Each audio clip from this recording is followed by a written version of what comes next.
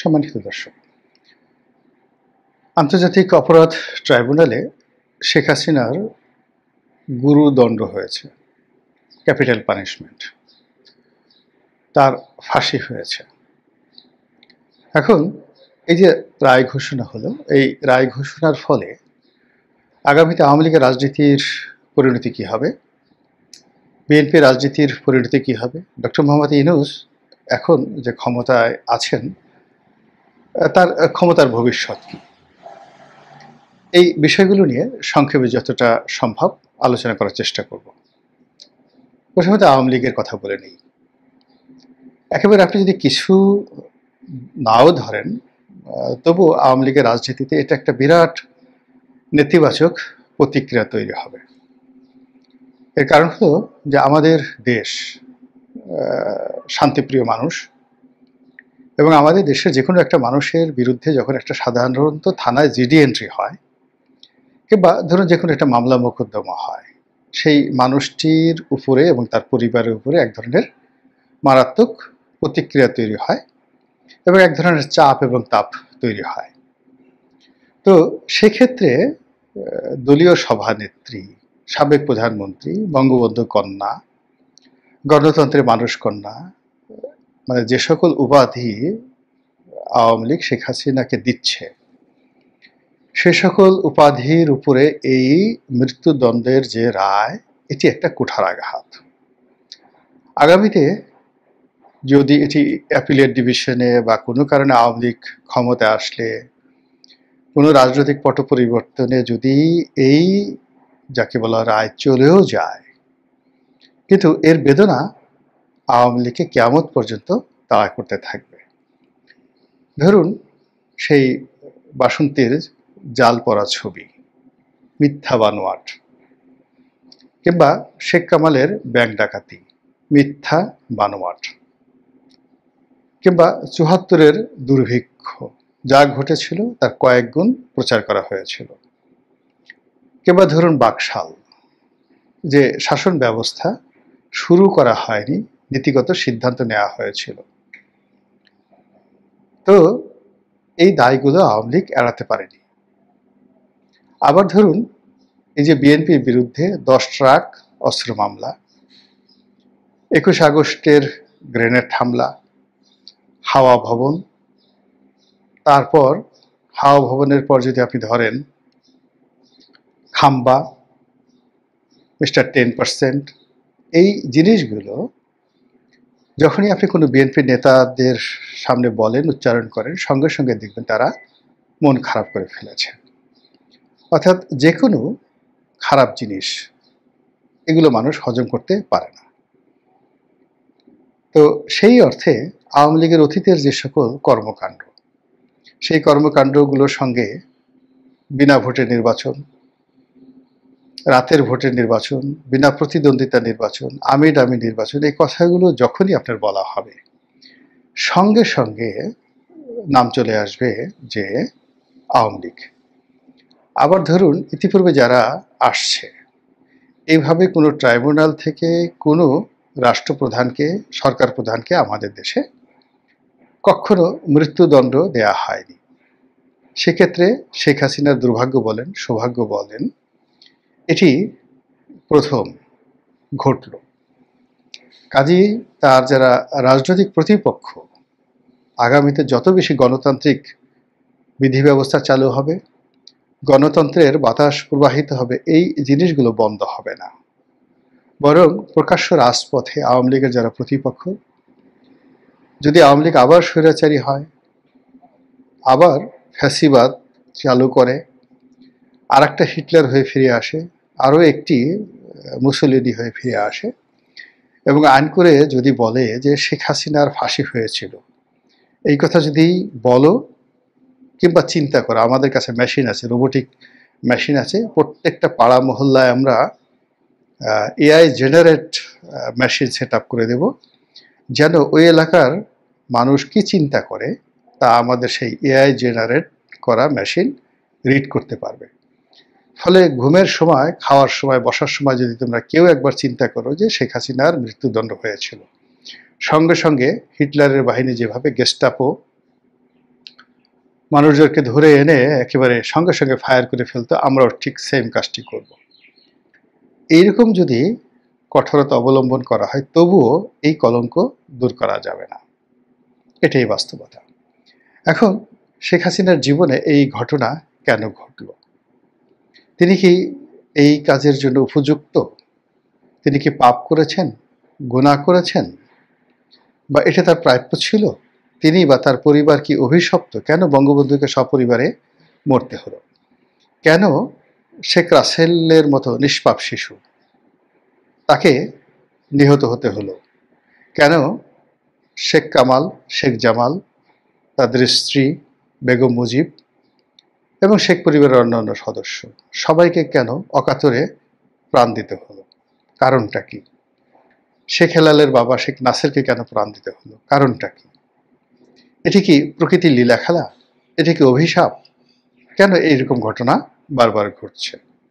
আবার ধরুন, একই অবস্থা, এরশাদের পরিবারটা কেন নির্বংশ হয়ে গেল? ক্ষমতা আসার সঙ্গে সঙ্গে এরশাদ নিজে সারাটা জীবন অপমানিত, লাঞ্ছিত হলেন। তার কোনো ছেলে সন্তান নেই, পুত্র সন্তান নেই। তো ছেলে সন্তান নেই, পুত্র সন্তান নেই, তিনি অনেকবার অনেককে পুত্র সন্তান হিসেবে পরিচয় করিয়ে দিলেন, কিন্তু আমরা বিশ্বাস করছি না।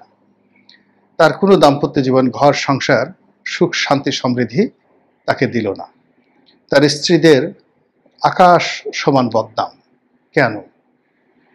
তার পুরো পরিবারের মধ্যে ঠিক ওইরকম রিমার্কেবল কাউকে পাওয়া যাচ্ছে না। জি এম কাদের সাহেব আছেন, তিনি এখন যে অবস্থার মধ্যে আছেন, এই অবস্থায় বেঁচে থাকার চেয়ে আমি মনে করি মরে যাওয়া ভালো। বেগম রওশন এরশাদ অসুস্থ, কিভাবে আছেন আমরা জানি না। তো এই রাষ্ট্র ক্ষমতা এরশাদ সাহেবকে এই অবস্থায় কেন করল? যদি ধরেন আপনি জিয়াউর রহমান সাহেবের কথা ধরেন, এখন জিয়াউর রহমান সাহেব তো সৎ মানুষ ছিলেন, দেশ সুন্দরভাবে চালিয়েছেন, তাকে কেন নির্মমভাবে মরতে হলো? বেগম খালেদা জিয়াকে কেন জেলে যেতে হলো 1/11-এর সময়? আর এই যে শেখ হাসিনার জামানাতে তার জীবনের সমস্ত প্রাণ শক্তি কেন শেষ করে দেওয়া হলো? কেন তারেক রহমান সাহেবকে গ্রেপ্তার করে তার পিঠের হাড় ভেঙে দেওয়া হলো? কেন তিনি বাংলাদেশে আসতে সাহস পাচ্ছেন না? কেন কোকেকে মরতে হলো? এই যে রাজনীতি, বাংলাদেশের রাজনীতি স্বাধীনতার পর থেকে কেন অভিশপ্ত হয়ে যাচ্ছে? এখানে খন্দকার মোশতাক বলেন, খালেদ মোশাররফ বলেন, মঈনুদ্দিন বলেন, ফখরুদ্দিন বলেন, হাসিনা বলেন, খালেদা বলেন, শেখ মুজিব বঙ্গবন্ধু বলেন, জিয়াউর রহমান বলেন, বলেন তো কোন লোকটি রাজনীতিতে এসে কিছুদিন শাসন ক্ষমতা চালিয়ে সুস্থভাবে মরতে পেরেছেন এবং লোকজনের শ্রদ্ধা ভালোবাসায় অভিষিক্ত হতে পেরেছেন? কেন আমাদের দেশে এই ঘটনাগুলো ঘটছে? জাতি হিসেবে আমরা কি দুর্ভাগা, নাকি আমাদের উপরে চেপে বসা যে সকল রাজনীতিবিদ তারা দুর্ভাগা? কেন আমাদের দেশে জর্জ ওয়াশিংটন পয়দা হয় না? কেন আমাদের দেশে জন এফ কেনেডির মতো রাজনীতিবিদ আসে না, যাকে মেরে ফেলার পরেও সারা আমেরিকান জাতি এখনো তার জন্য কাঁদে? কেন আমাদের দেশে বারাক ওবামা হয় না, রোনাল্ড রিগান হয় না? কেন বারবার এই ঘটনাগুলো ঘটে? আমাদের কি উচিত নয় যে নিজেদের দিকে তাকানো? আমরা যারা সাধারণ জনগণ, নিঃসন্দেহে আমাদের মধ্যে এমন কোনো ত্রুটি আছে যে ত্রুটির কারণে বারবার এরকম ঘটনা ঘটতে থাকে। মূল প্রসঙ্গে আসি। শেখ হাসিনার বিরুদ্ধে ফাঁসি রায় হয়েছে, পক্ষে বিপক্ষে বিভিন্ন কথাবার্তা হচ্ছে। এখন এর দ্বারা মানে শেখ হাসিনা রাজনীতির কি ইতি হলো? তিনি কি আবার ফিরে আসবেন, ফিনিক্স পাখির মতো আবার, যাকে বলা হয়, জেগে উঠবেন? আবার বাংলার মসনদে এসে তিনি শাসন ক্ষমতা পরিচালনা করবেন? নাকি তার রাজনীতি এখানেই শেষ, বাংলাদেশের মাটিতে তার কবর হবে না, দিল্লিতে বা ভারতেই তাকে মরতে হবে? আমাদের ইতিহাসে দুই ধরনের নজির রয়েছে। ক্ষমতাচ্যুত হয়েছেন, দেশ থেকে বিতাড়িত হয়েছেন, আবার সসম্মানে দেশে ফিরে এসেছেন। কে ফিরে এসেছেন? মুঘল সম্রাট হুমায়ুন।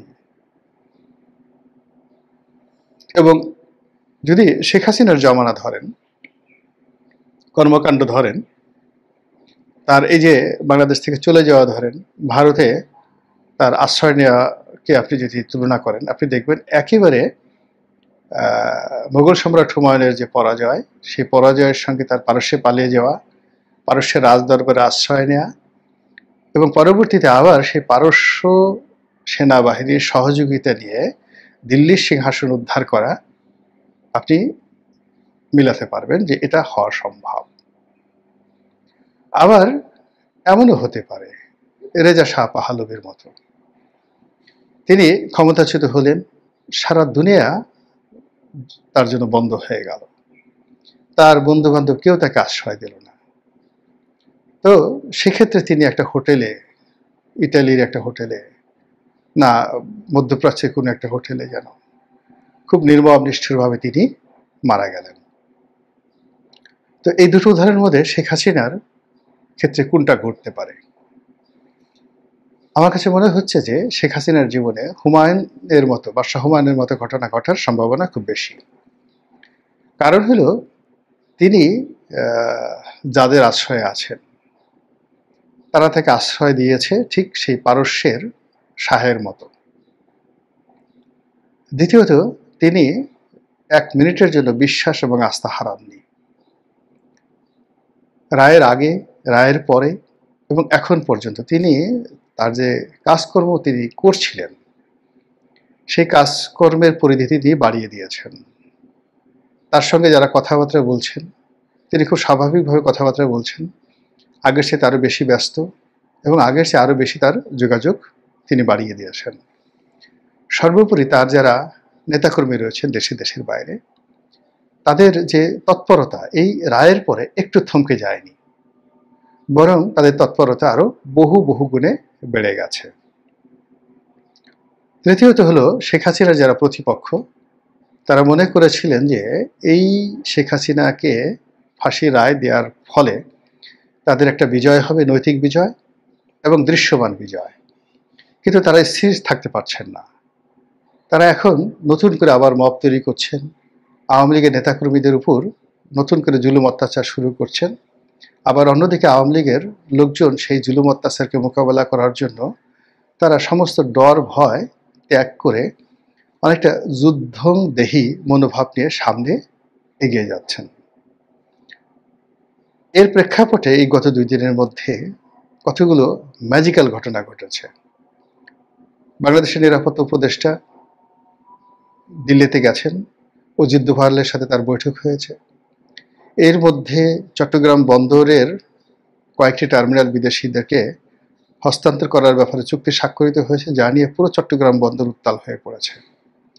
ফলে শেখ হাসিনার জমানাতে দেশ বিক্রির যে ধোঁয়া তোলা হয়েছিল শেখ হাসিনার পক্ষ থেকে, যে আমার কাছে এটা চাওয়া হচ্ছে, ওটা চাওয়া হচ্ছে, আমি দিচ্ছি না, সেই জিনিসটি এখন মানুষের মুখে মুখে ফিরছে। এর ফলে রাজপথ, বন্দর, রাস্তাঘাট সবকিছু আবার উত্তাল হওয়ার সম্ভাবনা দেখা দিয়েছে। সামনে নির্বাচন, সেই নির্বাচনের সময় যত ঘনিয়ে আসছে ততই বেশি নির্বাচন হবে কি হবে না এটা নিয়ে মানুষের সন্দেহ বেড়ে যাচ্ছে। কোনো রাজনৈতিক দল স্থির অবস্থাতে নেই, একে অপরকে তারা দায়ী করছে। বিএনপি জামাতকে স্পষ্টই দায়ী করছে যে তারা আওয়ামী লীগের সাথে নেগোসিয়েশন করছে, তারা ভারতের দালালি করছে। জামাতের লোকজন বিএনপির বিরুদ্ধে অভিযোগ তারা ভারতের দালালি করছে। আবার অনেকে বলার চেষ্টা করছে যে বর্তমান সরকার সেফ এক্সিটের জন্য তলে তলে যে কি করছে কেউ বলতে পারে না। কেউ হয়তো অনেকে বলার চেষ্টা করছেন তারা ভারতের সঙ্গে, মানে ডক্টর মোহাম্মদ ইউনূসও ভারতের দালালি করছেন। তো ডক্টর মোহাম্মদ ইউনূস যদি ভারতের দালালি করেন, সঙ্গত কারণে তাকে শেখ হাসিনার সঙ্গে নেগোসিয়েশনে আসতে হবে। তাহলে বোঝার চেষ্টা করুন যে এই যে শেখ হাসিনার বিরুদ্ধে যে রায় দেওয়া হলো, এই রায়ের ফলে আমাদের এই রাজনৈতিক অঙ্গনে বেসিক এবং ফান্ডামেন্টাল কোনো পরিবর্তন হয়নি। অধিকন্ত রাজনীতিতে যে নতুন ইস্যুগুলো তৈরি হয়েছে, যে নতুন অস্থিরতা দেখা দিয়েছে, যে অনিশ্চয়তা দেখা দিয়েছে, যে অবিশ্বাস দেখা দিয়েছে এবং যেভাবে মানুষ ধৈর্য হারিয়ে ফেলেছে, ফলে কখন যে কি হয়, কখন যে কপাল পুড়ে কার, আর কখন যে কার কপালে পূর্ণিমার চাঁদ ওঠে, এটি একমাত্র মহান আল্লাহ রাব্বুল আলামিন ছাড়া আর কেউ বলতে পারে না।